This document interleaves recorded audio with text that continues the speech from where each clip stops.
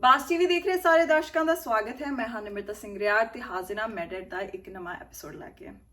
ਦੋਸਤੋ, need of the hour is talking about monkeypox, ਕਿਉਂਕਿ monkeypox ਬਾਰੇ ਬਹੁਤ ਜ਼ਿਆਦਾ ਗਲਤ ਇਨਫੋਰਮੇਸ਼ਨ, ਗਲਤ ਵੀ ਤੇ ਉਸ ਤੋਂ ਬਾਅਦ ਅਧੂਰੀ ਇਨਫੋਰਮੇਸ਼ਨ ਜੋ ਹੈ ਉਹ ਸਰਕੂਲੇਟ ਕਰ ਰਹੀ ਹੈ। ਤੇ ਗਲਤ ਇਨਫੋਰਮੇਸ਼ਨ ਨਾਲੋਂ ਜੋ ਅਧੂਰੀ ਇਨਫੋਰਮੇਸ਼ਨ ਹੁੰਦੀ ਹੈ ਉਹ ਜ਼ਿਆਦਾ ਖਤਰਨਾਕ ਹੁੰਦੀ ਹੈ। ਇਸ ਵੇਲੇ ਲੋਕਾਂ ਦੇ ਵਿੱਚ ਬਹੁਤ ਜ਼ਿਆਦਾ ਡਰ ਪੈਦਾ ਕੀਤਾ ਜਾ ਰਿਹਾ ਹੈ ਕਿ ਇਹ ਵੀ ਸਮਝਦੇ ਨੇ ਕਿ ਸ਼ਾਇਦ ਆਪਾਂ ਕੋਵਿਡ-19 ਵਾਂਗੂ ਇੱਕ ਹੋਰ ਪੈਂਡੈਮਿਕ ਦੇ ਵੱਲ ਵੱਧ ਰਹੇ ਹਾਂ ਇਸ ਨਵੀਂ ਆਊਟਬ੍ਰੇਕ ਨੂੰ ਲੈ ਕੇ। ਤੇ ਕੋਵਿਡ-19 ਵਾਂਗੂ ਇਹ ਬਿਮਾਰੀ ਜੋ ਹੈ ਇਹ ਲੋਕਾਂ ਦੇ ਦਿਮਾਗ ਦੇ ਵਿੱਚ, ਮਨਾਂ ਦੇ ਵਿੱਚ ਬਹੁਤ ਜ਼ਿਆਦਾ ਖੌਫ ਜੋ ਹੈ ਉਹ ਪੈਦਾ ਕਰ ਰਹੀ ਹੈ। ਪਰ ਡਰਨ ਨਾਲੋਂ ਇਸ ਵੇਲੇ ਵੱਧ ਜ਼ਰੂਰੀ ਹੈ ਕਿ ਆਪਾਂ ਇਸ ਬਿਮਾਰੀ ਨੂੰ ਚੰਗੀ ਤਰ੍ਹਾਂ ਸਮਝੀਏ, ਇਹ ਕਿੱਦਾਂ ਫੈਲਦੀ ਆ ਉਹਨੂੰ ਚੰਗੀ ਤਰ੍ਹਾਂ ਸਮਝੀਏ, ਇਹਦੇ ਕੀ ਇਹਦੇ ਲੱਛਣ ਹੁੰਦੇ ਨੇ ਉਹਨਾਂ ਨੂੰ ਚੰਗੀ ਤਰ੍ਹਾਂ ਸਮਝੀਏ ਤੇ ਆਪਾਂ ਇਹਨੂੰ ਕਿੱਦਾਂ ਪ੍ਰੀਵੈਂਟ ਕਰ ਸਕਦੇ ਹਾਂ ਉਹ ਸਮਝੀਏ। ਸੋ ਇਸ ਐਪੀਸੋਡ ਦੇ ਵਿੱਚ ਆਪਾਂ ਗੱਲ ਕਰਾਂਗੇ ਮੰਕੀ ਪੌਕਸ ਬਾਰੇ। ਇਹ ਕਿੱਦਾਂ ਫੈਲਦੀ ਹੈ, ਇਹਦਾ ਰੂਟ ਆਫ ਟ੍ਰਾਂਸਮਿਸ਼ਨ ਕੀ ਹੈ, ਇਹਦੇ ਸਾਈਨਸ ਐਂਡ ਸਿੰਪਟਮਸ ਕੀ ਹਨ, ਇਹਦਾ ਇਨਕਿਊਬੇਸ਼ਨ ਪੀਰੀਅਡ ਕੀ ਹੈ, ਇਹਦੀ ਕੰਪਲਿਕੇਸ਼ਨਸ ਕੀ ਹੋ ਸਕਦੀਆਂ ਨੇ, ਕਿੰਨਾ ਚਿਰ ਇਹ ਤੁਹਾਡੇ ਸਰੀਰ ਦੇ ਵਿੱਚ ਰਹਿੰਦੀ ਹੈ ਤੇ ਇਸ ਨੂੰ ਆਪਾਂ ਕਿੱਦਾਂ ਪ੍ਰੀਵੈਂਟ ਕਰ ਸਕਦੇ ਹਾਂ। ਕਿਉਂਕਿ ਜਦੋਂ ਆਪਾਂ ਅਕਸਰ ਮੀਡੀਆ ਦੇ ਵਿੱਚ ਗੱਲ ਕਰਦੇ ਹਾਂ ਤੇ ਇਸ ਨੂੰ ਇੱਕ ਐਜ਼ ਅ ਨਵੀਂ ਪੈਂਡੈਮਿਕ ਪ੍ਰੈਜ਼ੈਂਟ ਕੀਤਾ ਜਾਂਦਾ ਹੈ, ਹਾਲਾਂਕਿ ਇਹ ਕੋਵਿਡ ਵਾਇਰਸ ਨਾਲੋਂ ਬਹੁਤ ਜ਼ਿਆਦਾ ਅਲੱਗ ਹੈ। ਜੇ ਗੱਲ ਕਰੀਏ ਇਸ ਵੇਲੇ WHO ਵੱਲੋਂ 23 ਜੁਲਾਈ ਨੂੰ ਇਸ ਨੂੰ ਇੱਕ ਗਲੋਬਲ ਹੈਲਥ ਐਮਰਜੈਂਸੀ ਕਰਾਰ ਕੀਤਾ ਗਿਆ ਸੀਗਾ, ਬਟ ਹਲੇ ਵੀ ਮੰਕੀ ਪੌਕਸ ਜੋ ਹੈ ਉਹ ਇੱਕ ਆਊਟਬ੍ਰੇਕ ਹੈ ਜਦਕਿ ਕੋਵਿਡ-19 ਇੱਕ ਪੈਂਡੈਮਿਕ ਹੈ ਤੇ ਦੋਵੇਂ ਇੱਕ ਦੂਜੇ ਤੋਂ ਅਲੱਗ ਨੇ। ਉਸੇ ਤਰ੍ਹਾਂ ਜੇ ਆਪਾਂ ਉਸ ਦੀ ਵਾਇਰੋਲੋਜੀ ਦੀ ਵੀ ਗੱਲ ਕਰੀਏ ਤੇ ਦੋਵੇਂ ਵਾਇਰਸਿਸ ਇੱਕ ਦੂਜੇ ਤੋਂ ਕਾਫੀ ਅਲੱਗ ਨੇ, ਫੈਲਣ ਦੇ ਵਿੱਚ ਵੀ ਅਲੱਗ ਨੇ, ਇਹਨਾਂ ਦੇ ਸਾਈਨਸ ਐਂਡ ਸਿੰਪਟਮਸ ਵੀ ਬਹੁਤ ਅਲੱਗ ਨੇ ਤੇ ਇਹਨਾਂ ਦੀਆਂ ਕੰਪਲਿਕੇਸ਼ਨਸ ਵੀ ਜੋ ਨੇ ਉਹ ਬਹੁਤ ਅਲੱਗ ਨੇ। ਸੋ ਸ਼ੁਰੂਆਤ ਕਰਾਂਗੇ ਮੰਕੀ ਪੌਕਸ ਦੀ ਇੰਟਰੋਡਕਸ਼ਨ ਦੇ ਕੇ। ਮੰਕੀ ਪੌਕਸ ਜੋ ਹੈ ਉਹ ਔਰਥੋਪੌਕਸ ਵਾਇਰਸ ਫੈਮਿਲੀ ਨੂੰ ਜੋ ਹੈ ਬਿਲੋਂਗ ਕਰਦਾ ਹੈ ਤੇ ਐਕਚੁਅਲ ਦੇ ਵਿੱਚ ਮੰਕੀ ਪੌਕਸ ਜੋ ਹੈ ਉਹ ਸਮਾਲ ਪੌਕਸ ਵਾਇਰਸ ਜੋ ਕਿ 1960s ਦੇ ਵਿੱਚ ਇੱਕ ਬਹੁਤ ਵੱਡੀ ਪੈਂਡੈਮਿਕ ਆਈ ਸੀਗੀ, ਉਹ ਸੇਮ ਜੀਨਸ ਨੂੰ ਬਿਲੋਂਗ ਕਰਦਾ ਹੈ। ਸੋ ਸਮਾਲ ਪੌਕਸ ਤੇ ਮੰਕੀ ਪੌਕਸ ਜੋ ਨੇ ਉਹ ਇੱਕ ਦੂਜੇ ਨਾਲ ਸਿਮਿਲਰ ਨੇ, ਨਾਟ ਮੰਕੀ ਪੌਕਸ ਐਂਡ ਕੋਵਿਡ-19। ਸਮਾਲ ਪੌਕਸ ਹੁਣ ਫਿਲਹਾਲ ਦੁਨੀਆ ਦੇ ਵਿੱਚ ਥੈਂਕ ਗॉड ਆਈ ਥਿੰਕ ਪਰ ਪਿਛਲੇ 66 years ਤੋਂ ਸਮਾਲ ਪੌਕਸ ਦਾ ਇੱਕ ਵੀ ਕੇਸ ਨਹੀਂ ਆਇਆ। ਸਮਾਲ ਪੌਕਸ ਨੂੰ ਪੂਰੀ ਤਰ੍ਹਾਂ ਖਤਮ ਕਰ ਦਿੱਤਾ ਗਿਆ ਸੀਗਾ, ਬਟ ਉਸੇ ਜੀਨਸ ਤੋਂ ਇੱਕ ਬਹੁਤ ਹੀ ਸਿਮਿਲਰ ਵਾਇਰਸ ਹੈ ਮੰਕੀ ਪੌਕਸ। ਤੇ ਮੰਕੀ ਪੌਕਸ ਇੱਕ ਨਵਾਂ ਵਾਇਰਸ ਨਹੀਂ ਹੈਗਾ, ਇੱਕ ਹੋਰ ਉਹਦਾ ਡਿਫਰੈਂਸ ਆ ਕੋਵਿਡ ਵਾਇਰਸ ਨਾਲੋਂ ਕਿ ਮੰਕੀ ਪੌਕਸ ਐਕਚੁਅਲ ਦੇ ਵਿੱਚ ਨਵੀਂ ਬਿਮਾਰੀ ਨਹੀਂ ਗੀ, ਇਹ ਬਹੁਤ ਹੀ ਪੁਰਾਣੀ ਬਿਮਾਰੀ ਹੈ। ਹਾਲਾਂਕਿ ਇਹ ਸੈਂਟਰਲ ਤੇ ਵੈਸਟ ਅਫਰੀਕਾ ਦੇ ਵਿੱਚ ਜੋ ਸੀਗੀ ਸੀਮਤ ਸੀਗੀ, ਹੁਣ ਇਹ ਦੁਨੀਆ ਭਰ ਦੇ ਵਿੱਚ ਫੈਲ ਰਹੀ ਹੈ। ਪਰ ਮੰਕੀ ਪੌਕਸ ਦਾ ਸਭ ਤੋਂ ਪਹਿਲਾ ਕੇਸ ਜੋ ਸੀ ਉਹ ਕੋਂਗੋ ਦੇ ਵਿੱਚ 1970 ਦੇ ਵਿੱਚ ਪਾਇਆ ਗਿਆ ਸੀਗਾ ਇਨ ਹਿਊਮਨਸ। ਜਾਨਵਰਾਂ ਦੇ ਵਿੱਚ ਪਹਿਲਾ ਕੇਸ ਦੇਖਿਆ ਗਿਆ ਸੀਗਾ 1950s ਦੇ ਵਿੱਚ, ਬਟ ਇਨਸਾਨਾਂ ਤੱਕ ਇਹ ਬਿਮਾਰੀ 1970 ਤੱਕ ਪਹੁੰਚ ਚੁੱਕੀ ਸੀਗੀ। ਤੇ ਉਦੋਂ ਦੇ ਅਫਰੀਕਨ ਜੋ ਕੌਂਟੀਨੈਂਟ ਹੈਗਾ ਆ ਉਹਦੇ ਵਿੱਚ ਕਾਫੀ ਕੇਸਿਸ ਜੋ ਨੇ ਉਹ ਪਾਏ ਗਏ ਨੇ। 2006 ਤੋਂ 2007 ਦੇ ਵਿੱਚ ਸਿਰਫ ਕੋਂਗੋ ਦੇ ਵਿੱਚ ਤਕਰੀਬਨ 800 ਕੇਸਿਸ ਜੋ ਸੀਗੇ ਉਹ ਇਸ ਵਾਇਰਸ ਦੇ ਪਾਏ ਗਏ ਸੀਗੇ। ਉਸ ਤੋਂ ਬਾਅਦ ਜਿਹੜੀਆਂ ਨਾਨ ਐਂਡੈਮਿਕ ਕੰਟਰੀਜ਼ ਨੇ ਉਹਦੇ ਵਿੱਚ ਵੀ ਟਰੈਵਲ ਰਿਲੇਟਡ ਮੰਕੀ ਪੌਕਸ ਦੇ ਕੇਸਿਸ ਜੋ ਨੇ ਉਹ ਟਾਈਮ ਆਫਟਰ ਟਾਈਮ ਦੇਖੇ ਗਏ ਸਨ। ਬਟ 2022 ਦੇ ਵਿੱਚ ਨਾਨ ਟਰੈਵਲ ਰਿਲੇਟਡ ਕੇਸਿਸ ਜੋ ਨੇ ਉਹ ਬਾਹਰਲੀਆਂ ਕੰਟਰੀਆਂ ਦੇ ਵਿੱਚ ਜਿਹੜੀਆਂ ਨਾਨ ਐਂਡੈਮਿਕ ਕੰਟਰੀਜ਼ ਨੇ ਉਹਨਾਂ ਵਿੱਚ ਵੀ ਵੱਧ ਰਹੇ ਨੇ। ਤੇ ਇਹ ਇੱਕ ਇਸ ਨੂੰ ਇੱਕ ਖਤਰੇ ਦਾ ਸਾਈਨ ਜੋ ਹੈ ਉਹ ਮੰਨਿਆ ਜਾ ਰਿਹਾ ਹੈ, ਕਿਉਂਕਿ 29 ਜੁਲਾਈ ਦੇ ਡੇਟੇ ਦੇ ਅਨੁਸਾਰ ਤਕਰੀਬਨ 23,000 ਕੇਸਿਸ ਜੋ ਨੇ ਗਲੋਬਲੀ ਮੰਕੀ ਪੌਕਸ ਦੇ ਕਨਫਰਮ ਹੋ ਚੁੱਕੇ ਨੇ।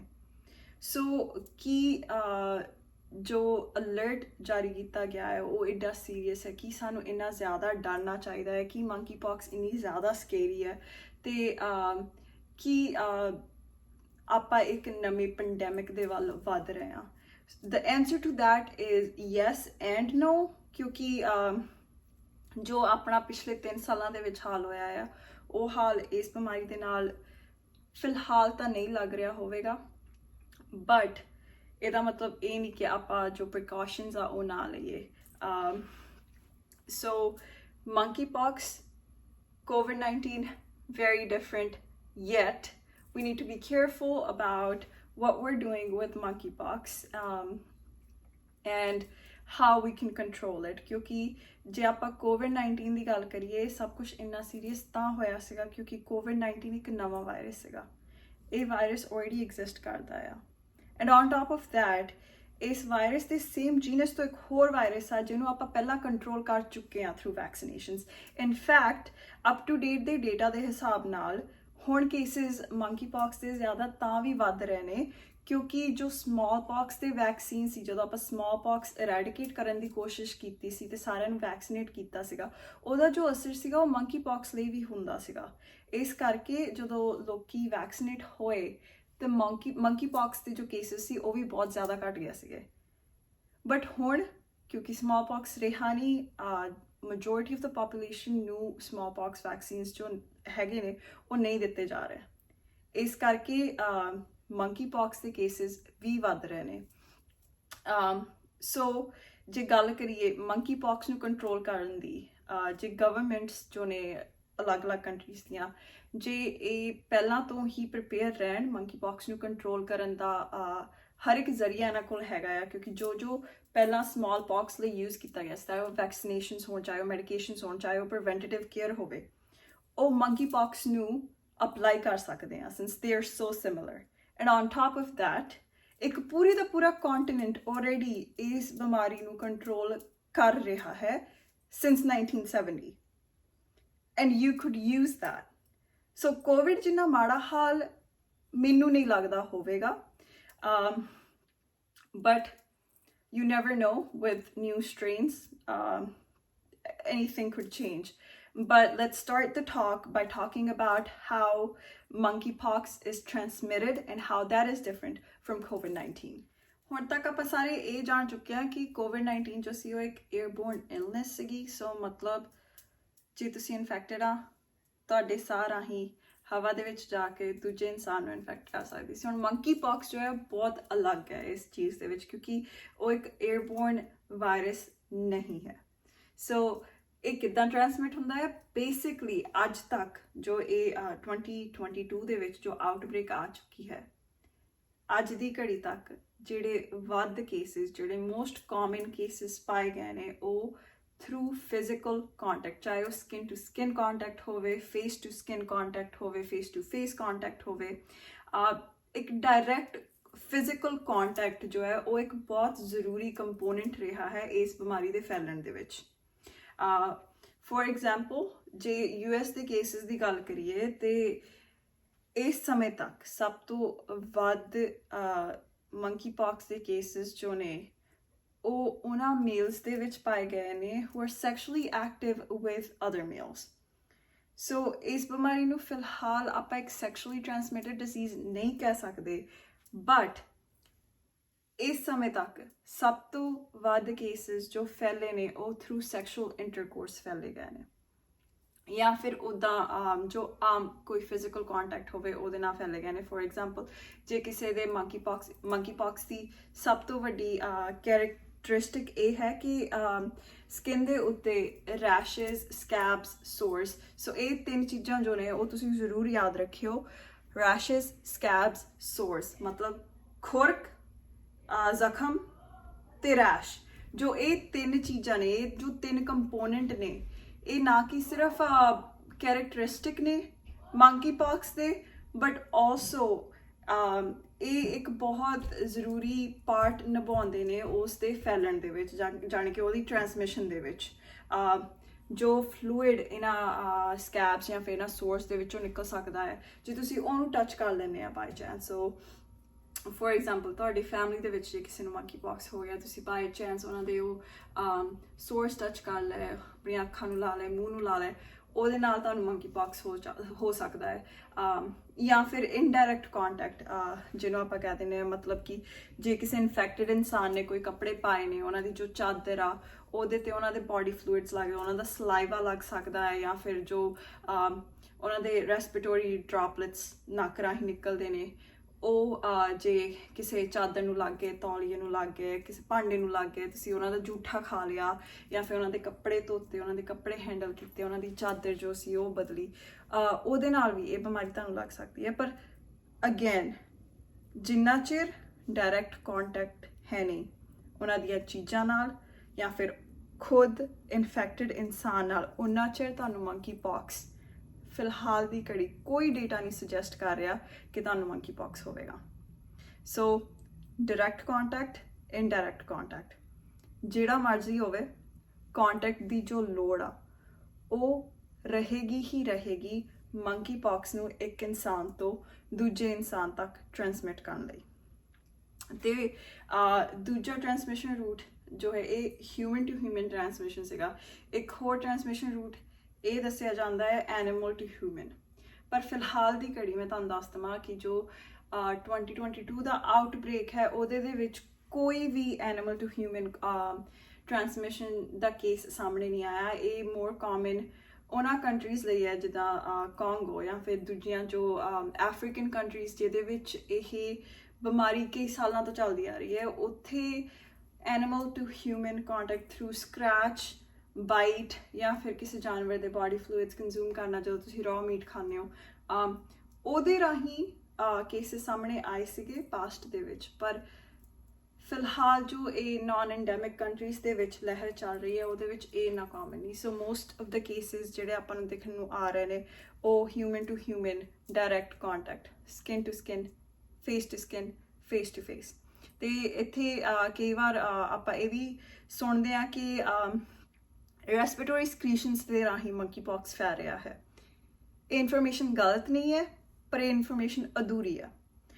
ਸੋ ਇੱਕ ਹੁੰਦਾ ਹੈ ਰੈਸਪੀਰੇਸ਼ਨ ਡ੍ਰੌਪਲੇਟਸ ਰਾਹੀਂ ਬਿਮਾਰੀ ਫੈਲ ਰਹੀ, ਜਿਵੇਂ ਕੋਵਿਡ-19 ਹਵਾ ਦੇ ਵਿੱਚ ਡ੍ਰੌਪਲੇਟਸ ਚਲ ਗਏ, ਉਸ ਤੋਂ ਬਾਅਦ ਦੂਜੇ ਇਨਸਾਨ ਤੱਕ ਆ ਗਿਆ।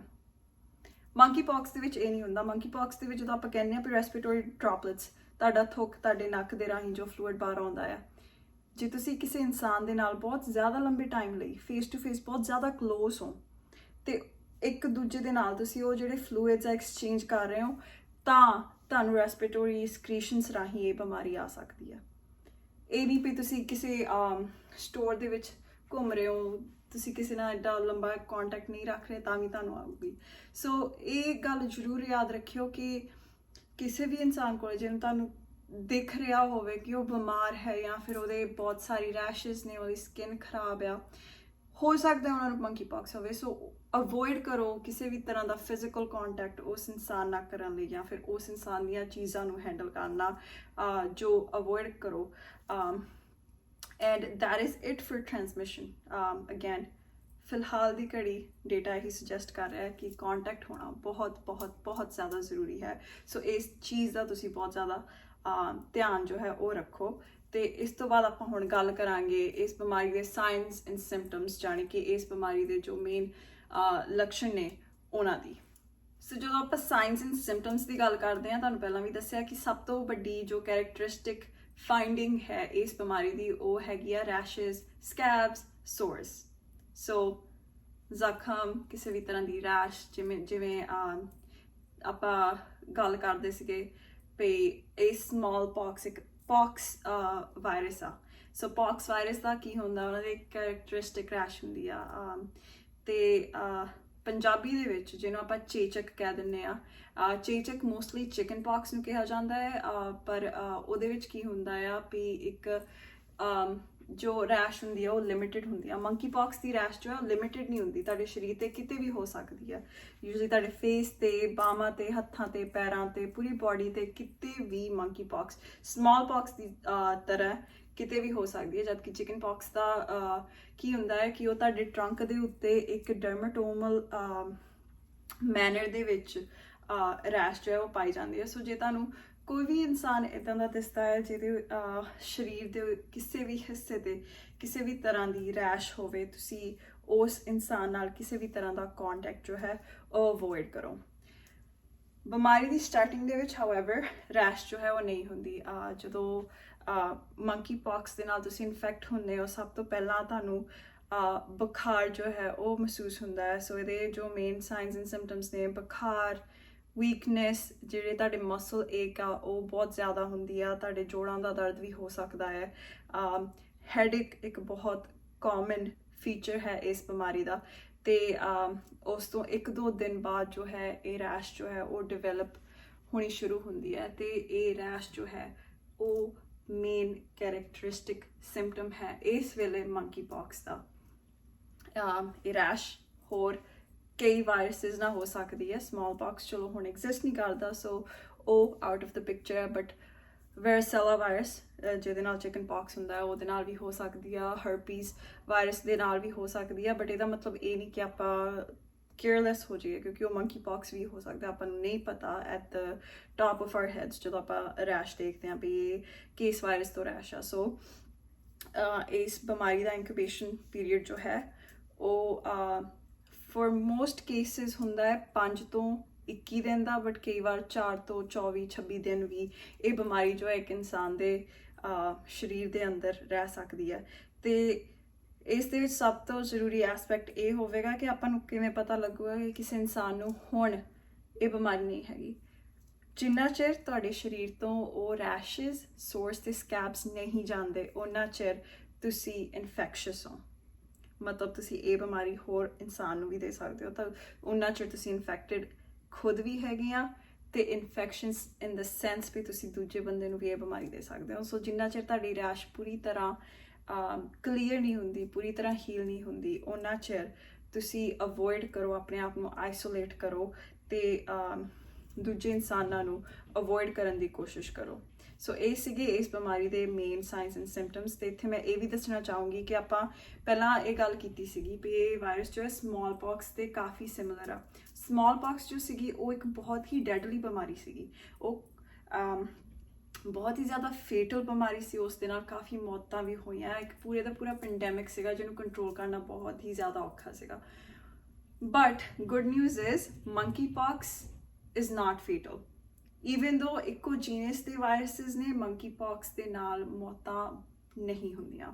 ਇੱਕ ਬਹੁਤ ਹੀ ਮਾਈਲਡ ਬਿਮਾਰੀ ਹੈ, ਇਹ ਖੁਦ ਹੀ ਆਪ ਠੀਕ ਹੋ ਜਾਂਦੀ ਆ।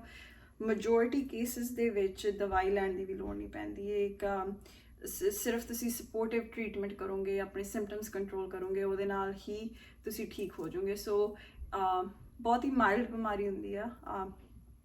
ਆਮ ਤੌਰ ਤੇ ਕਿਸੇ ਵੀ ਤਰ੍ਹਾਂ ਦੀ ਕੋਈ ਸੀਰੀਅਸ ਟ੍ਰੀਟਮੈਂਟ ਦੀ ਇਹਨੂੰ ਲੋੜ ਨਹੀਂ ਪੈਂਦੀ। ਤੇ ਇਹਦੇ ਸਿੰਪਟਮਸ ਤੇ ਜੋ ਸਾਈਨਸ ਨੇ, ਆਈ ਥਿੰਕ ਸਭ ਤੋਂ ਸੀਰੀਅਸ ਸਿੰਪਟਮ ਆਪਾਂ ਇਹੀ ਕਵਾਂਗੇ, ਜਿਹੜੀਆਂ ਰੈਸ਼ਜ਼ ਹੁੰਦੀਆਂ ਉਹਦੇ ਨਾਲ ਜੋ ਅਨਈਜ਼ੀਨੈਸ ਸਰੀਰ ਨੂੰ ਹੁੰਦੀ ਆ ਉਹੀ ਮੇਨ ਫੈਕਟਰ ਹੁੰਦਾ ਹੈ। ਬਾਕੀ ਜੋ ਬਿਮਾਰੀ ਦੇ ਨਾਲ ਜੋ ਬੁਖਾਰ ਤੇ ਜੋ ਮਾਈਲਡ ਬੋਡੀ ਏਕਸ ਆਉਂਦੀਆਂ ਨੇ ਉਹ ਦੂਜੀ ਬਿਮਾਰੀਆਂ ਵਾਂਗੂ ਹੀ ਪ੍ਰੈਜ਼ੈਂਟ ਕਰਦੀਆਂ, ਜਿਵੇਂ ਕਾਮਨ ਫਲੂ ਵਾਂਗੂ ਹੀ ਪ੍ਰੈਜ਼ੈਂਟ ਕਰਦੀਆਂ ਨੇ।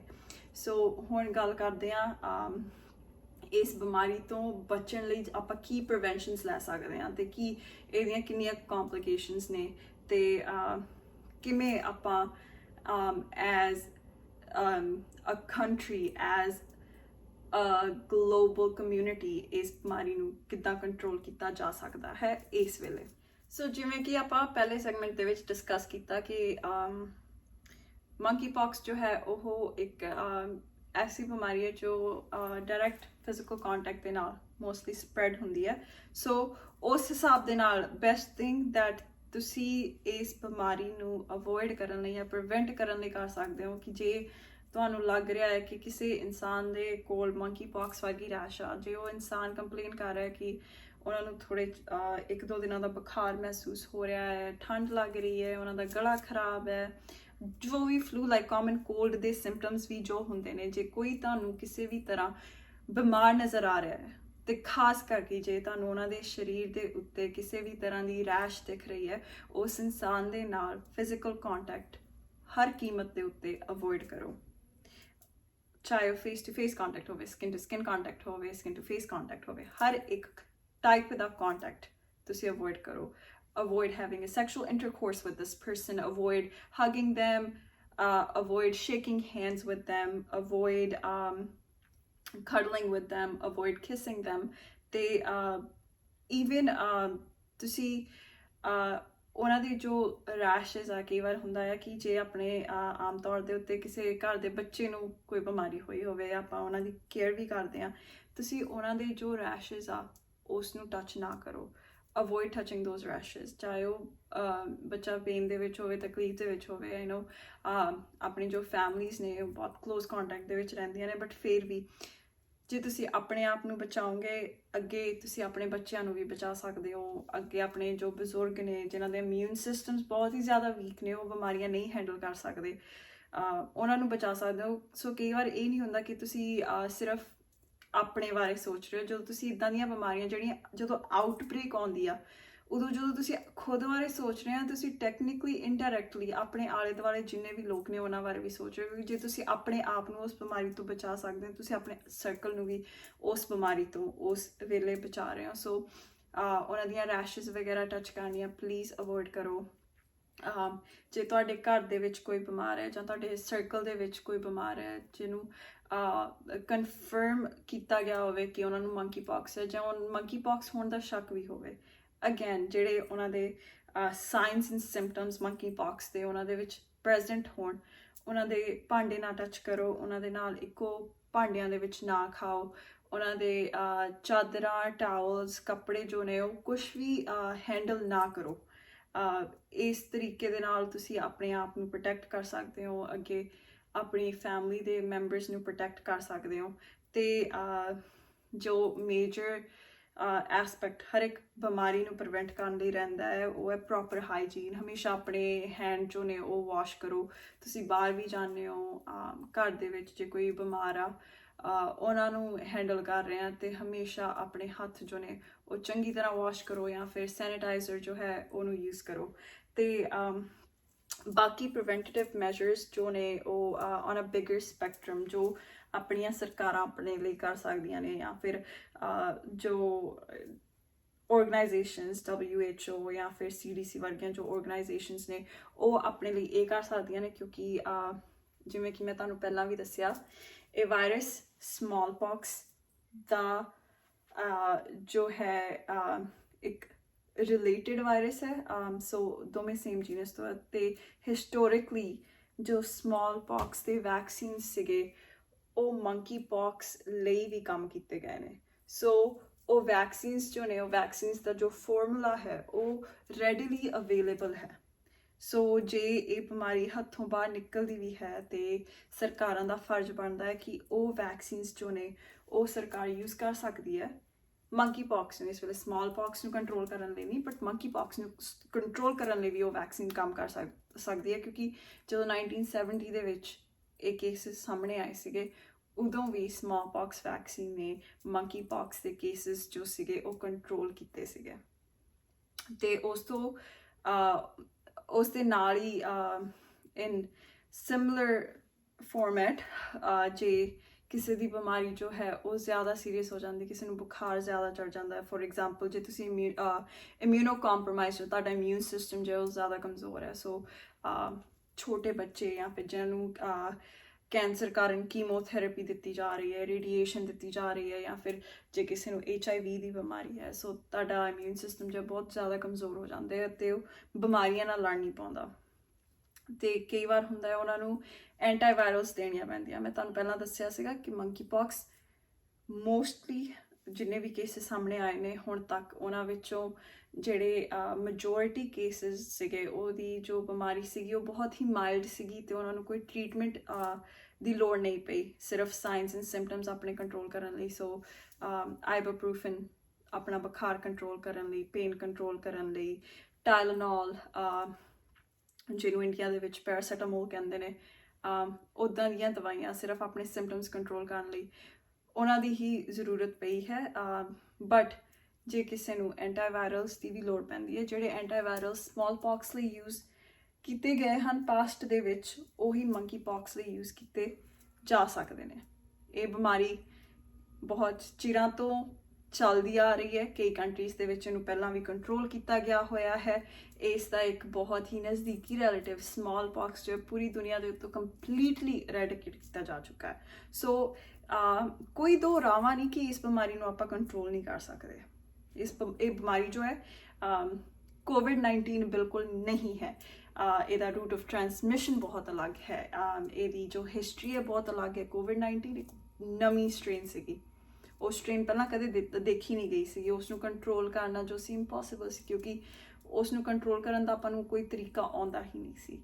ਇਸ ਬਿਮਾਰੀ ਨੂੰ ਕੰਟਰੋਲ ਕਰਨ ਦੇ ਤਰੀਕੇ ਲੋਕਾਂ ਨੂੰ ਆਉਂਦੇ ਵੀ ਨੇ ਤੇ ਉਹ ਅਜ਼ਮਾਏ ਵੀ ਗਏ ਨੇ ਤੇ ਉਹ ਕੰਮ ਵੀ ਕੀਤੇ ਨੇ।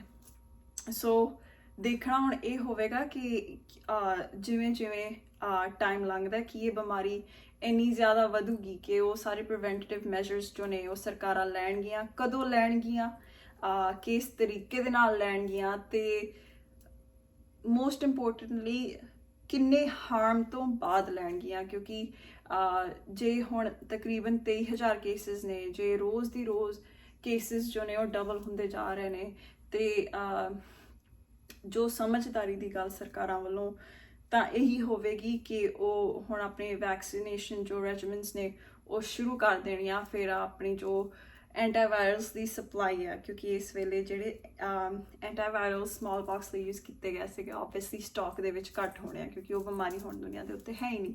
ਸੋ ਕੀ ਕੋਵਿਡ-19 ਵਾਂਗੂ ਸਰਕਾਰਾਂ ਬਿਮਾਰੀ ਤੋਂ ਪਿੱਛੇ ਹੀ ਰਹਿਣਗੀਆਂ ਜਾਂ ਫਿਰ ਬਿਮਾਰੀ ਤੋਂ ਅੱਗੇ ਚੱਲ ਕੇ ਉਸ ਬਿਮਾਰੀ ਨੂੰ ਇਰੈਡੀਕੇਟ ਕਰਨ ਦੀ ਕੋਸ਼ਿਸ਼ ਕਰਨਗੀਆਂ, ਇਹ ਦੇਖਣਾ ਬਹੁਤ ਜ਼ਰੂਰੀ ਹੋਵੇਗਾ। ਪਰ ਲਾਸਟ ਮੈਸੇਜ ਮੇਰਾ ਤੁਹਾਨੂੰ ਸਾਰਿਆਂ ਨੂੰ ਇਹੀ ਹੋਵੇਗਾ ਕਿ ਇਸ ਬਿਮਾਰੀ ਤੋਂ ਡਰੋ ਨਾ, ਇਸ ਬਿਮਾਰੀ ਨੂੰ ਹਰਾਉਣ ਦੀ ਕੋਸ਼ਿਸ਼ ਕਰੋ ਥਰੂ ਪ੍ਰੀਵੈਂਟਿਵ ਮੈਜਰਸ। ਪ੍ਰੀਵੈਂਸ਼ਨ ਜਿਹੜੀ ਹੈ ਉਹ ਸਭ ਤੋਂ ਬੈਸਟ ਟ੍ਰੀਟਮੈਂਟ ਹੁੰਦਾ ਹੈ ਹਰ ਇੱਕ ਬਿਮਾਰੀ ਦਾ। ਸੋ ਇੱਕ ਔਨਗੋਇੰਗ ਬਿਮਾਰੀ ਹੈ, ਰੋਜ਼ ਦੀ ਰੋਜ਼ ਇਹ ਚੇਂਜ ਵੀ ਹੋਵੇਗੀ, ਕਿਉਂਕਿ ਜੋ ਵਾਇਰਸਿਸ ਹੁੰਦੇ ਨੇ ਇਹ ਜਿੱਦਾਂ ਜਿੱਦਾਂ ਆਪਾਂ ਇਹਨਾਂ ਦਾ ਟ੍ਰੀਟਮੈਂਟ ਕਰਦੇ ਹਾਂ ਇਹਨਾਂ ਦੀਆਂ ਸਟ੍ਰੇਨਸ ਜੋ ਨੇ ਉਹ ਚੇਂਜ ਵੀ ਹੁੰਦੀਆਂ ਰਹਿੰਦੀਆਂ ਨੇ, ਉਹ ਡਿਫਰੈਂਟ ਬਣ ਸਕਦੀਆਂ ਨੇ। ਸੋ ਐਜੂਕੇਸ਼ਨ ਸਭ ਤੋਂ ਜ਼ਰੂਰੀ ਹੈ। ਤੁਸੀਂ WHO ਦੀ ਵੈਬਸਾਈਟ 'ਤੇ ਜਾਓ, ਤੁਸੀਂ CDC ਦੀ ਵੈਬਸਾਈਟ 'ਤੇ ਜਾਓ, ਅਪ ਟੂ ਡੇਟ ਮੈਡੀਸਿਨ ਦੇ ਉੱਤੇ ਜਾਓ, ਜੋ ਰਿਲਾਇਬਲ ਸੋਰਸਿਸ ਨੇ ਉਹਨਾਂ ਦੀ ਸੁਣੋ। ਜੇ ਆਊਟ ਆਫ ਦ ਬਲੂਜ਼ ਕੋਈ ਵੀ ਸਲਾਹ ਦੇ ਰਿਹਾ ਹੈ, ਤੁਸੀਂ ਮੇਕ ਸ਼ੋਰ ਕਰੋ ਕਿਸੇ ਪ੍ਰੋਪਰ ਵੈਬਸਾਈਟ ਦੇ ਉੱਤੇ ਜਾ ਕੇ ਪ੍ਰੋਪਰ ਰਿਸਰਚ ਕਰਕੇ ਕਿ ਇਹ ਜੋ ਇਨਫੋਰਮੇਸ਼ਨ ਦਿੱਤੀ ਗਈ ਹੈ ਉਹ ਸੱਚ ਆ, ਕਿ ਉਹ ਸਹੀ ਆ। ਤੇ ਹਮੇਸ਼ਾ ਇਸ ਬਿਮਾਰੀ ਨੂੰ ਆਪਣੇ ਕੰਟਰੋਲ ਦੇ ਵਿੱਚ ਰੱਖਣ ਲਈ ਤੁਸੀਂ ਇਸ ਤੋਂ ਡਰੋ ਨਾ, ਇਹਦੇ ਬਾਰੇ ਹੋਰ ਸਮਝੋ, ਇਹਦੇ ਬਾਰੇ ਹੋਰ ਜਾਣੋ, ਸਹੀ ਇਨਫੋਰਮੇਸ਼ਨ ਆਪ ਵੀ ਜਾਣੋ, ਆਪਣੇ ਆਲੇ ਦੁਆਲੇ ਦੇ ਜੋ ਲੋਕ ਨੇ ਉਹਨਾਂ ਨੂੰ ਵੀ ਦੱਸੋ। ਜੇ ਤੁਹਾਨੂੰ ਲੱਗ ਰਿਹਾ ਹੈ ਕਿ ਤੁਹਾਡੇ ਨਜ਼ਦੀਕੀ ਦੇ ਵਿੱਚ ਕਿਸੇ ਨੂੰ ਮੰਕੀ ਪੌਕਸ ਹੋ ਸਕਦਾ ਤੇ ਉਹਨਾਂ ਨੂੰ ਨਾ ਪਤਾ ਹੋਵੇ, ਤੁਸੀਂ ਉਹਨਾਂ ਨੂੰ ਐਕਸਪਲੇਨ ਕਰੋ ਕਿ ਇਹ ਬਿਮਾਰੀ ਕੀ ਹੁੰਦੀ ਹੈ, ਇਹ ਕਿੱਦਾਂ ਪ੍ਰੈਜ਼ੈਂਟ ਹੁੰਦੀ ਹੈ, ਇਹ ਕਿੱਦਾਂ ਇੱਕ ਇਨਸਾਨ ਤੋਂ ਦੂਜੇ ਇਨਸਾਨ ਤੱਕ ਫੈਲਦੀ ਹੈ। ਤੇ ਉਹਨਾਂ ਨੂੰ ਇਹ ਸਲਾਹ ਦੇਵੋ ਕਿ ਜਦ ਤੱਕ ਉਹਨਾਂ ਦੀ ਰੈਸ਼ ਜੋ ਹੈ ਉਹ ਸਹੀ ਨਹੀਂ ਹੁੰਦੀ, ਉਹ ਆਪਣੇ ਆਪ ਨੂੰ ਇੱਕ ਕਮਰੇ ਦੇ ਵਿੱਚ ਆਈਸੋਲੇਟ ਕਰ ਲੈਣ ਤਾਂ ਕਿ ਉਹ ਇਹ ਬਿਮਾਰੀ ਕਿਸੇ ਹੋਰ ਤੱਕ ਨਾ ਫੈਲਾਉਣ। ਸੋ ਮੈਜਰਸ ਲਵੋ, ਪ੍ਰੀਵੈਂਟ ਕਰੋ, ਪਰ ਕੋਵਿਡ ਵਾਂਗੂ ਇਸ ਬਿਮਾਰੀ ਤੋਂ ਇੰਨਾ ਜ਼ਿਆਦਾ ਡਰੋ ਨਾ, ਕਿਉਂਕਿ ਕਈ ਵਾਰ ਆਪਾਂ ਡਰ ਦੇ ਵਿੱਚ ਗਲਤੀਆਂ ਜੋ ਹੈ ਉਹ ਕਰ ਜਾਂਦੇ ਆ ਤੇ ਹੋ ਸਕਦਾ ਹੈ ਕਿ ਆਪਣੇ ਡਰ ਕਰਕੇ ਆਪਾਂ ਇਸ ਬਿਮਾਰੀ ਨੂੰ ਹੋਰ ਜ਼ਿਆਦਾ ਫੈਲਾ ਦਈਏ। ਸੋ ਆਪਣਾ ਖਿਆਲ ਰੱਖੋ, ਆਪਣੇ ਆਲੇ ਦੁਆਲੇ ਦੇ ਜੋ ਲੋਕ ਨੇ ਉਹਨਾਂ ਦਾ ਖਿਆਲ ਰੱਖੋ ਤੇ ਇਸ ਨਵੀਂ ਬਿਮਾਰੀ ਨੂੰ ਉਮੀਦ ਕਰਦੇ ਹਾਂ ਕਿ ਆਪਾਂ ਛੇਤੀ ਹੀ ਢਾਹ ਲਵਾਂਗੇ ਤੇ ਛੇਤੀ ਹੀ ਇਹਨੂੰ ਸਮਾਲ ਪੌਕਸ ਦੇ ਵਾਂਗੂ ਇਰੈਡੀਕੇਟ ਕੀਤਾ ਜਾਵੇਗਾ।